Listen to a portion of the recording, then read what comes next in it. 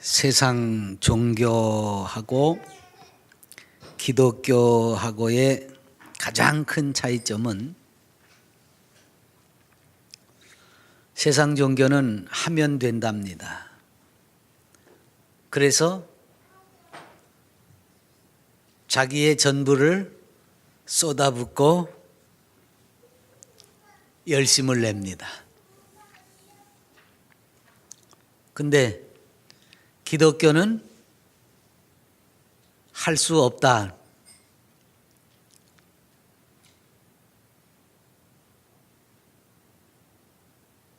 물론 이제 기독교에도 여러 파들이 나뉘어져 있어서 어떤 사람들은 왜 우리가 충분히 할 수 있는데 할 수 없다고 그러느냐 이렇게 말하는 이들도 있기는 있습니다. 그런데 참 기독교의 출발은 내가 아니라 하나님입니다. 하나님이 세상을 지으셨고 하나님이 인생을 구원하시는 거지 내가 뭔가를 해서 구원을 받는 게 아닙니다.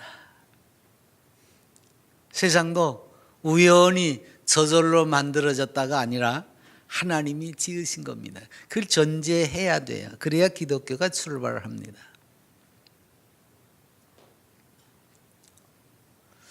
근데 오늘 많은 사람들이 예수님을 믿는다고 하면서도 하나님의 뜻, 즉 하나님하고 상관없이 자기의 꿈을 이루기 위해서 또 뭐 비전이다, 소망이다, 뭐 여러 가지 뭐 이야기를 합니다. 근데 자기가 설정해 놓은 그 신앙의 꿈을 놓지 않아요. 그래서 하나님을 내 꿈과 희망을 이루어주는 분쯤으로 여겨요.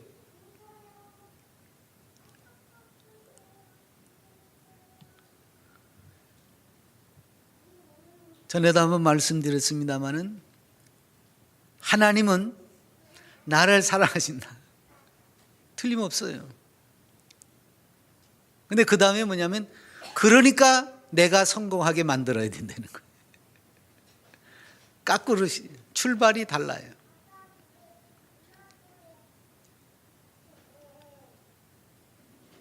어떻게 보면 요즘 사람들이 그 로또 복권을 사는 것처럼 일확천금을 꿈꾸듯이 내가 예수님을 믿고 예배당을 다니고 신앙생활을 하니까 나는 할 수 없지만 나는 뭐 가진 것도 없고 배운 것도 없고 재주도 없고 그러니까 내가 하나님을 믿으니까 하나님이 날 성공시키셔야 된다고 말해요. 날 잘 살게 만들어야 되고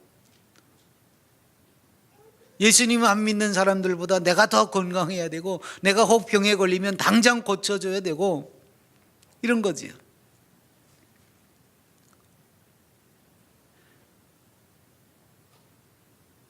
내가 할 수 없으므로 하나님이 하신다는 전제를 가지고 하나님 뜻대로 하옵소서 그렇게 가야 되는데 내가 할 수 없으니까 하나님을 하실 수 있지 않느냐 그러니까 하나님이 나를 성공시켜라 이런 거예요.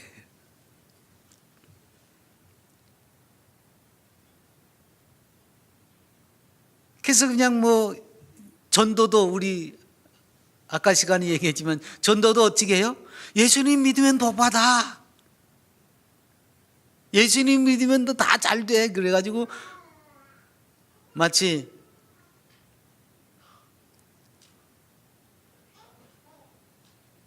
인생이 하루아침에 바꿔질 것인 양 그런 식으로 말하는 이들이 참 많습니다. 왜? 사람이 안 되는 게 너무 많거든요. 너무 부족하거든요. 한계에 부딪히거든요. 부족하고 한계에 부딪히는 인생이기 때문에 누군가에게 매달려서 호소할 수밖에 없어요. 그러다 보니까 사람이 가지고 있는 그 기본적인 욕구와 욕망에 대해서 관대해요. 내가 이런 욕심을 가지고 있는, 그걸 포장해서 이런 소망을 가지고 있고 이런 꿈을 가지고 있는데, 그래서 그러잖아요. 꿈도 못 꾸냐? 꿈 꿀 수 있어요. 소망을 품을 수 있어요. 그런데 단지 그것이 허황돼서는 안 된다는 거죠. 현실이 어렵고 힘드니까 나를 사랑하신다면, 나를 구원하셨다면 내가 그것을 극복하고 기쁘게 살도록 만들어 가셔야 되는 분이 아니냐, 그런 식으로 하나님을 바라보는 거지요. 왜 내가 이런 고난의 현장에 있느냐, 왜 이런 어려움을 겪게 되었느냐라고 하는 것을 돌아보고 분석해 볼 생각은 안 합니다. 그저 하나님은 인생이 할 수 없는 인생인 줄을 아시니까 내가 부족한 거, 내가 못하는 거, 내게 없는 것을 채워주셔야만 한다. 그저 무조건 긍휼히 여기시고 살펴주셔야만 한다. 이렇게 생각을 하고 신앙생활을 하는 이들이 많다고 말이에요. 물론 우리가 부족하고 한계가 있는 것만은 틀림이 없습니다. 그러나 그것은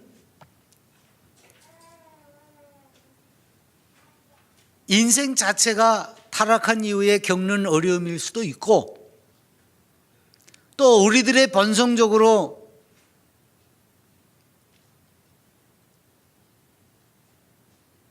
바르게 살지 못해서 오는 어려움도 있고 그렇습니다.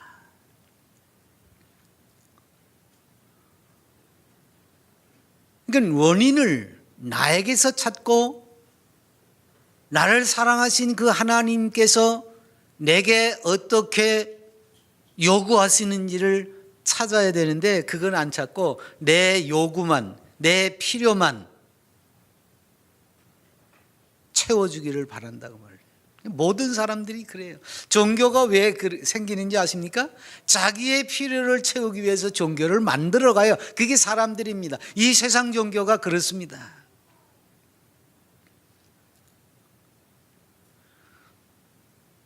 우리나라 사람들은 어떤 종교를 특별히 가지고 있지 않아도 소위 무신론이라고, 무종교라고 주장하는 사람들도 다 뭐는 있지요? 조상에게 잘하면 복을 받는다는 건 다 가지고 있어요. 요즘들은 뭐 제사도 좀 사라지긴 했지만 그 제사를 열심히 하고,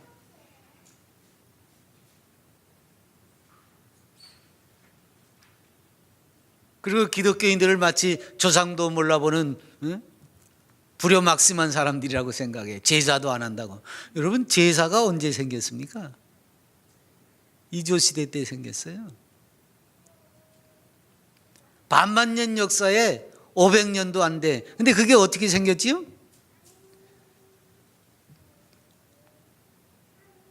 공자, 맹자, 그 주자학이, 성리학이 들어오면서부터 조선시대 사대부들이 그걸 만들어 놓고 제사를 하는 거예요. 근데 여러분요, 그 공자, 맹자 사상이요, 전부 다 제대로 된 게 아닙니다.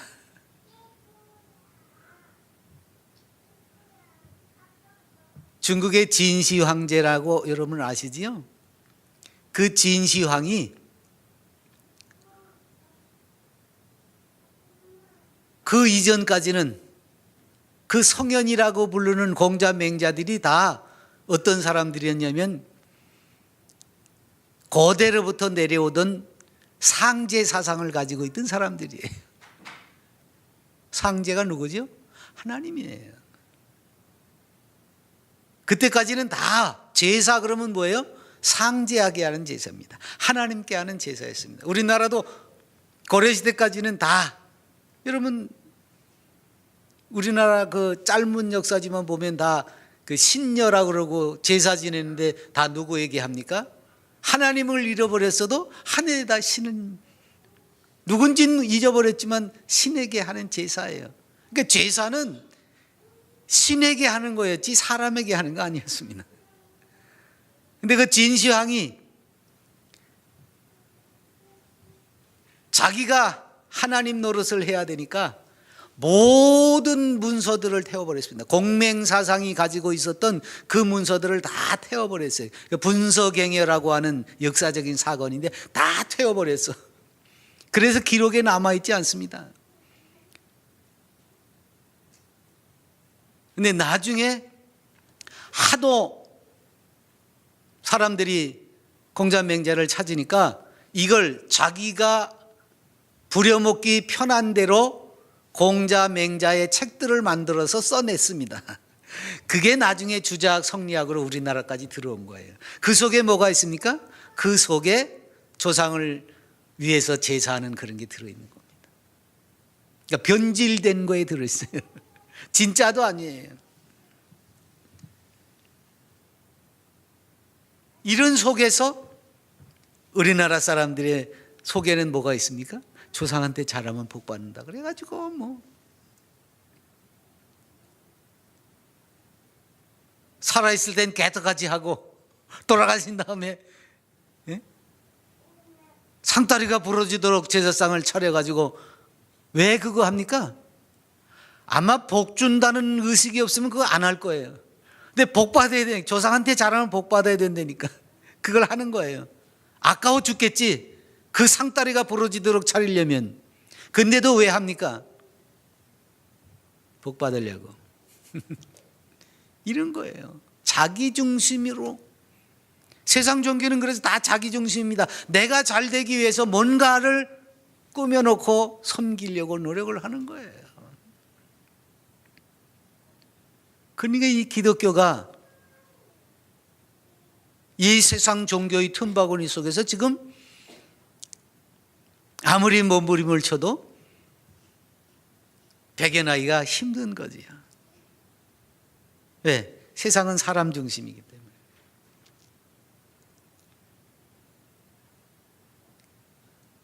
그래서 뭐 잘못되면 뭐라 그래요? 조상 탓이라고 그러잖아요. 내가 잘못해서 겪은 일들까지도 왜 조상 탓이라고 그래요? 이것 때문에 그렇습니다. 중심이 나지.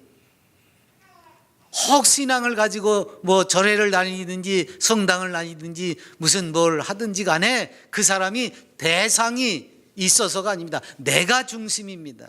이게 세상이에요.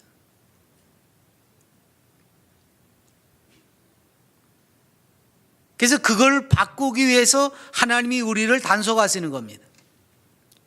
그래서 하나님의 사람들이 이 세상에서 바르게 살도록 하기 위해서는 그걸 뒤바뀌어 주려고 하나님이 애쓰기 때문에 어려움을 겪는 거예요. 고난을 받는 거예요. 그 생각을 바꿔야 되니까. 사람 중심으로 사는 데서 하나님 중심으로 살아야 하기 때문에 고난을 통해서 그걸 바꾸시려는 겁니다.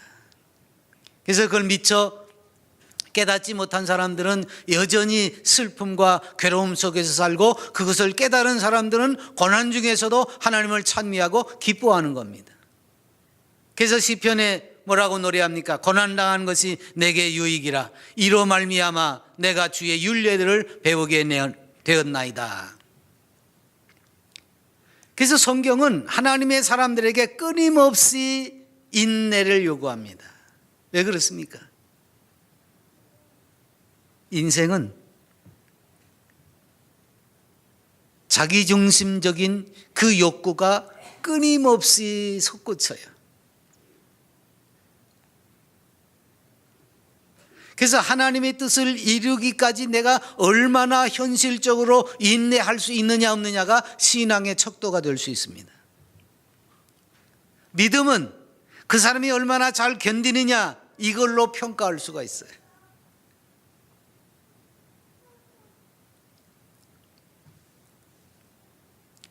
그래서 오늘 이 욥이라고 하는 인물이 내린 결론을 살펴본 겁니다. 욥에게 찾아온 고난은 어느 날 갑자기 찾아왔습니다. 그것도 한꺼번에. 인생이 그렇잖아요. 무슨 고난이 예고하고 오는 적이 없습니다. 갑자기 닥치는 거지요. 그게 한꺼번에 몰려들었는데 하루아침에 자녀가 떼죽음을 당하는 거죠. 10명이 한꺼번에 죽는다고 여러분 생각해 보세요. 하나 죽어도 견디기가 힘든데 10명이 한꺼번에 죽었습니다.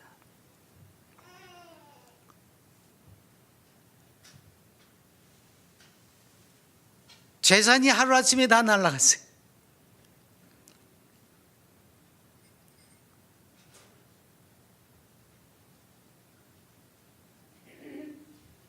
그가 하나님 앞에서 그래도 좀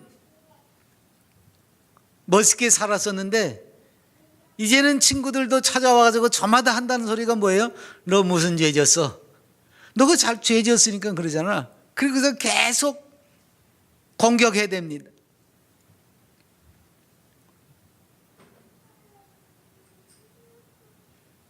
하나님이 이렇게 모든 것을 잃게 만들었어도 욥이 기가 안 죽었어요. 그래서 주신 자도 하나님이시고 거두어 가신 자도 하나님이시니까 나는 하나님 찬양합니다. 그랬더니 사단이가 아직도 저러고 있으니까 한 대 더 쳐야 되겠습니다.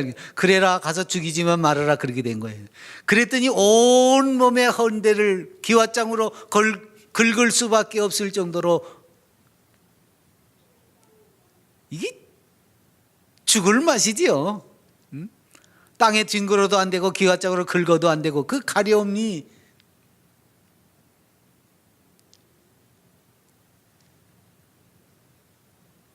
그러니까 사람이 겪을 수 있는 고난이라는 고난은 한꺼번에 다 왔어요.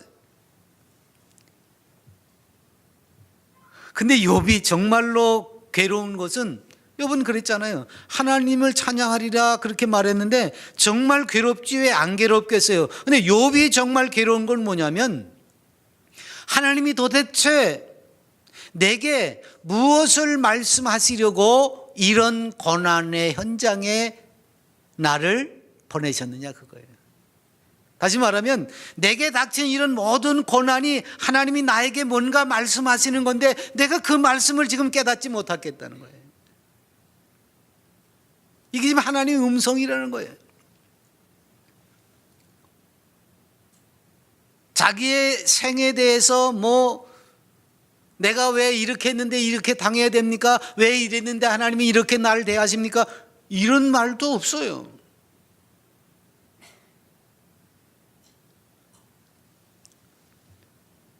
하나님을 원망하거나 불신하거나 그런 내용은 지금 욥이 입에도 내뱉지 않습니다. 그저 내게 닥친 이 고난을 통해서 하나님이 무엇을 말씀하시려고 하는지를 깨달으려고 노력을 했습니다. 다만 친구들이 와서 하도 너 무슨 죄를 졌느냐고 공박을 해야 되니까 나는 잘못한 것이 없다고 말하고 또 너무 고통스러우니까 어머니가 왜 날 낳으셨느냐고 투정을 부리고 그런 거는 욥이 했어요. 우리가 욥기서 읽어보면. 그러나 하나님을 원망하거나 하나님을 믿지 못하겠다고 하거나 그런 적은 한 번도 없습니다. 그런 와중에 하나님이 욥에게 찾아오신 거예요. 친구들하고 변론을 하면서 자기 변호라도 해야 될 거 아니에요. 야, 니네들이 말하는 것처럼 내가 그런 죄를 진 게 없는데 왜 날더러 자꾸 그러느냐 이러고서 이제 투닥투닥 하고 있을 때 하나님이 찾아오신 거예요.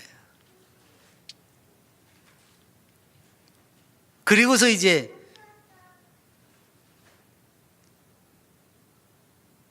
산의 암사슴이 새끼를 언제 베는지를 아느냐, 언제 낳는지는 아느냐, 바다가 바다 끝에 와가지고 더 이상 육지로 못 올라오는데 누가 그 금을 거놨느냐 하면서 하나님이 욥에게 말씀하시는 것을 듣고 욥이 비로소 하나님이 자기에게 무엇을 말씀하시고자 하는지를 깨달았습니다. 뛰쳐나오니 무엇이라 주께 대답하리이까? 손으로 내 입을 가릴 뿐이로소이다. 내가 한 번 말하였사온즉 다시는 더 대답하지 아니하겠나이다. 이게 무슨 말이냐면 하나님이 이제 말씀하시니까 그 말씀을 듣는 다 하나님의 말씀이 다 100번 지당한 말씀이거든요. 그러니까 자기가 실수로라도 혹 자기 변명을 하기 위해서라도 친구들에게 이야기했던 그 이야기들, 또는 자기 어머니가 왜 날 낳았느냐고, 왜 날 그 무릎으로 받았느냐고 하는 그 말조차도 내가 이거 잘못했구나 이렇게 깨닫게 된 거예요.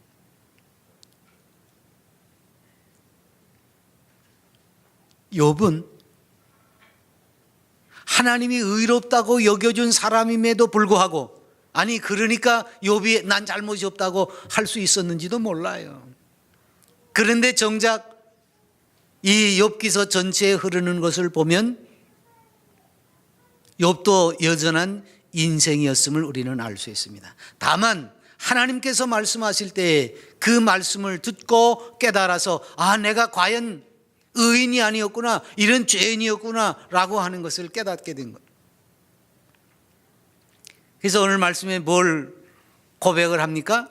주께서는 못하실 일이 없사오며 무슨 계획이든지 못 이룰 것이 없는 줄 아오니 무지한 말로 이치를 가리는 자가 누굽니까? 나는 깨닫지도 못한 일을 말하였고. 그러니까 이제까지 친구들하고 토론하면서 이야기한 것들이 나도 모르는 건데 내가 자기는 정당하다고 하면서 막 짓거려댄 거예요. 뭐가 뭔지도 모르고. 여러분 그러잖아요. 남들하고 다투다 보면요, 자기 주장을 하기 위해서 나는 틀리지 않았다고, 내가 잘못한 거 없다고 하기 위해서 그냥 막 내뱉는데 이게 지가 무슨 말을 하는지도 모르고 하는 소리가 참 많습니다. 지금 그 얘기를 하는 겁니다. 깨닫지도 못한 일을 말하고 스스로 알 수도 없고 헤아리기도 어려운 일을 말했다. 그랬어요. 말을 좀 많이 하는 사람들은요, 자기가 무슨 말을 했는지도 몰라요, 나중에.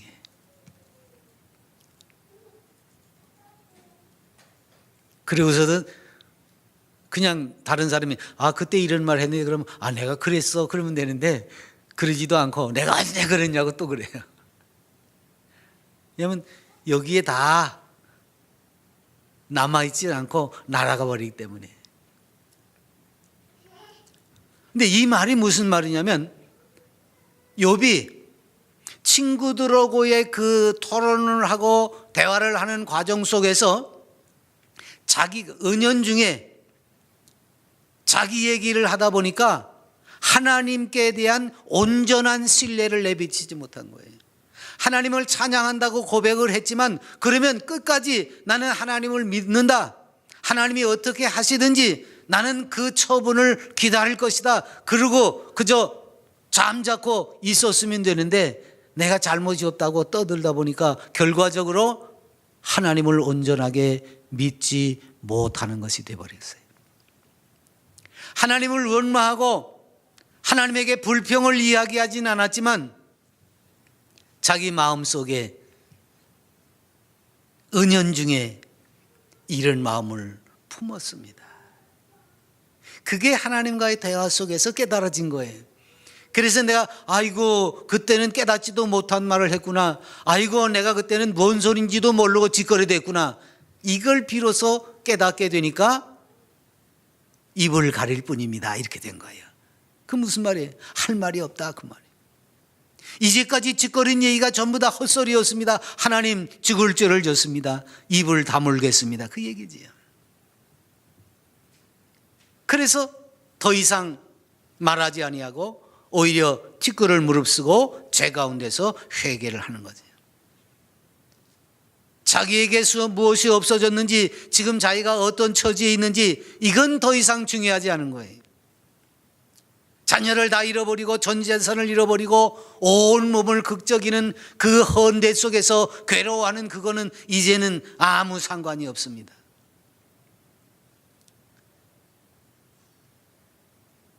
다만 하나님께서 자신을 인정하고 사단에게 내어질 정도로 믿어준 거, 그럼에도 불구하고 하나님을 온전히 신뢰하지 못했던 자신의 그 잘못을 회개할 뿐이다. 고난과 고통이라고 하는 것을 통해서 지금 욥은 가장 중요한 것을 깨닫게 된 거예요. 그러니까 자기에게서 없어진 것은 문제가 안 돼요. 오히려 그렇게 함으로써 자신이 하나님 앞에 어떤 존재인 것을 깨닫게 된 거죠.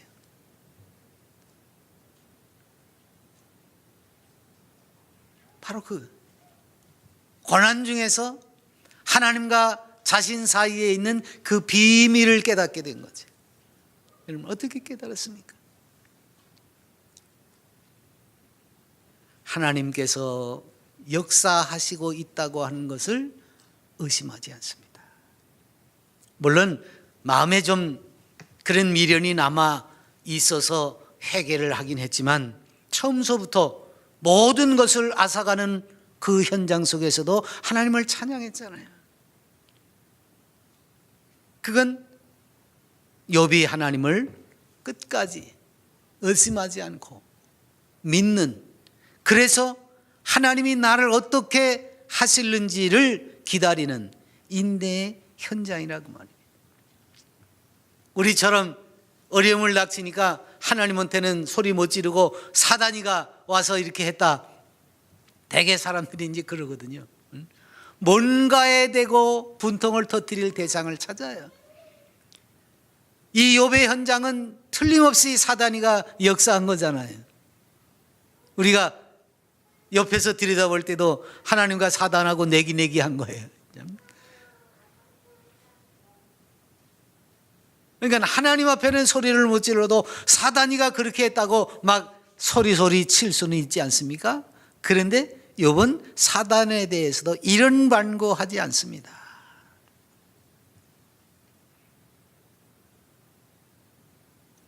왜? 그 사실까지도. 악인도 악한 날에 쓸모가 있고 악한 사단이도 하나님의 그 영원하신 섭리와 작정의 계획 속에 들어있는 것을 아니까 하나님이 허락하시지 아니하면 사단이 어떻게 이렇게 움직일 수가 있습니까? 참새 2마리가 한나사레온에 팔려가는 것도 하나님이 허락하시지 않으면 할 수 없다고 했는데 사단이가 움직인 것을 하나님이 허락하시지 않으면 어떻게 이렇게 할 수 있느냐고 말이에요. 그걸 욥이 잊어버리지 않는 겁니다. 그래서 자기에게 닥친 불행에 대해서 하나님을 원망하지 않고 신앙이 흔들리지 않고 또 그런 고통을 가져다 준 당사자인 사단에게 대들어서 다투려고 하지도 않습니다. 그저 하나님께서 나를 통해서 뭔가를 이루시려고 하시는 계획이 있구나 하는 것을 믿고 기다리는 겁니다. 그게 뭐예요? 사단에게조차 하나님이 모든 것을 내가 주장하고 역사한다. 욥도 내가 붙드는 인생이기 때문에 결코 내가 괴롭혀도 욥은 쓰러지지 않는다. 이걸 증명해 보이고 싶으신 거잖아요, 하나님이. 사단하고 대화 속에서 보면. 그러니까 욥은 미처 그것까지는 깨닫지 못했어도 하나님이 뭔가 나를 통해서 하시고자 하는 일이 있다는 것을 믿고 기다리는 겁니다. 그게 인내의 세월입니다. 자기에게 어떤 고난이 왔어도 결코 흔들리지 않고 기다리는 거예요. 하나님이 무엇을 말씀하시려고 하시는지, 하나님 무엇을 나타내시려고 하시는지. 근데 보통 대개의 사람들은 신앙생활하면서 자주 주저하는 게 이런 겁니다. 포기하고 낙심하고 그러는 게 뭐예요? 기다릴 줄 몰라요. 하나님이 뭔가를 내게 이루시기까지 역사하시는 그 사실, 당장 눈앞에 보여지지 않아도 그 고난이라든가 또는 어떤 역사의 뒤편에서 움직이시는 그 하나님의 손길을 기다리지를 못합니다. 그래서 그리스도인들조차도 신앙적으로 뭔가 고민을 많이 하고 기도도 많이 하고 신앙생활을 열심히 하려고 애를 쓰는 것 같은데 그게 다 뭐예요? 인간적으로 해결하려고 달려드는 겁니다. 하긴 뭐 아브람부터 그랬잖아요. 기다리지 못하고 인간적으로 해결하려고. 제일 좋은 방법은 기다리는 겁니다. 근데 인간적으로 해결하려고 달려들다 보니까 문제가 발생하는 겁니다.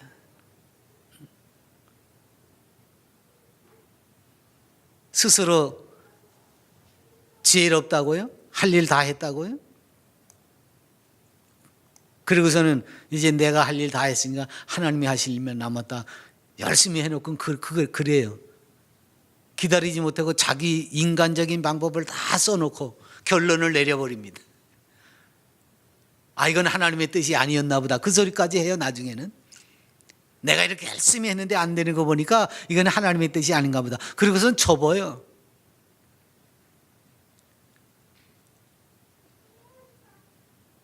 왜 하나님께서 하실 일이 아직도 남았는데 내가 접지요? 이런 사람들이 어떻게 하나님의 간섭, 하나님의 섭리의 역사를 경험할 수 있느냐가 뭐예요. 절대로 할 수 없지요.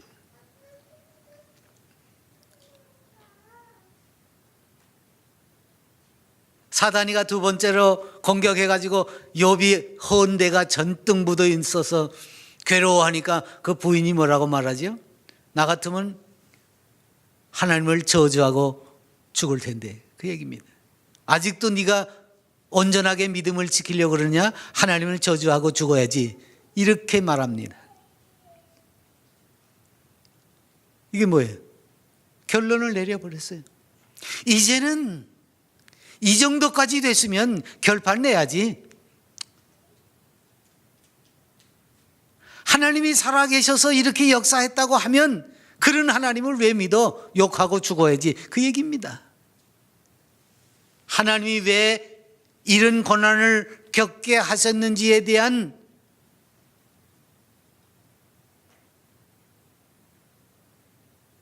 솟구치는 마음이 없어요, 그 안에는. 그래서 결론을 내버리는 거죠. 그때 욥이 뭐라고 말합니까? 에이, 어리석게 말하지 마시오. 하나님이 복을 주셨는데 세상에 화를 받는 게 뭐 어떻다고 그래. 그 얘기입니다. 우리는 다 좋은 것만 받으려고 그러죠. 그래서 나쁜 일이 오면 그거는 하나님이 하신 게 아니라 꼭 사단이가 했다고만 생각을 해요.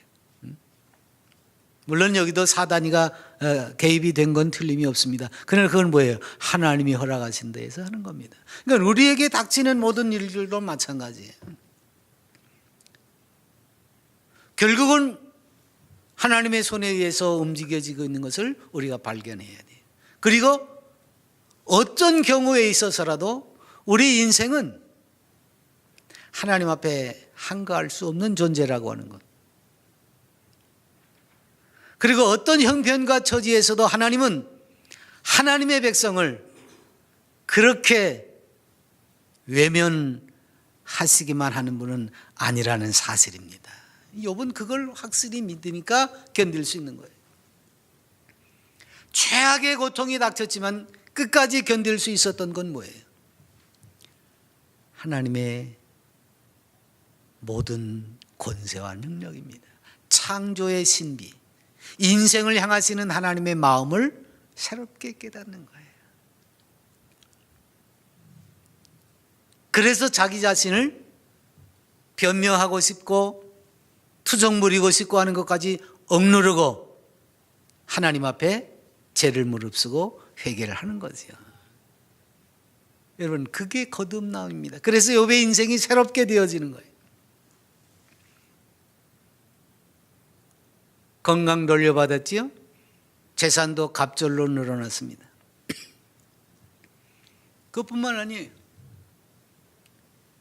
사람들과의 관계가 이상하게 꼬였습니다. 왜? 서로 주장하다 보니까. 근데 주변에 있는 모르는 사람들과 관계가 원만해졌습니다.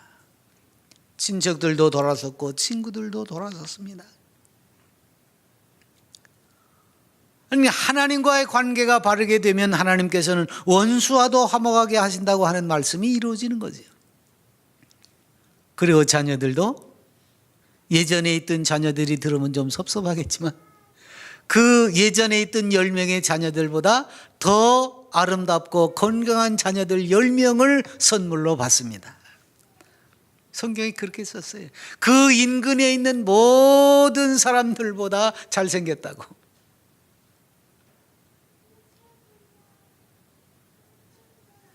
그만큼 첫 번째 잃어버렸던 것보다 새로 받은 것들은 더 좋은 것들이었습니다. 그래서 비록 고난을 겪기는 했지만 세상 속에서 남들이 부러워하는 그런 노년을 겪을 수가 있었습니다. 그래서 우리는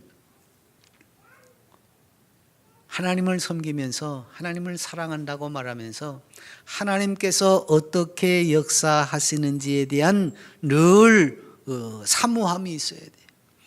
그러니까 고난을 겪든지 아니면 어떤 억울한 일들이 있든지 간에 그것을 통해서 하나님이 나에게 무엇을 말씀하시려고 하는지를 알아야 돼요.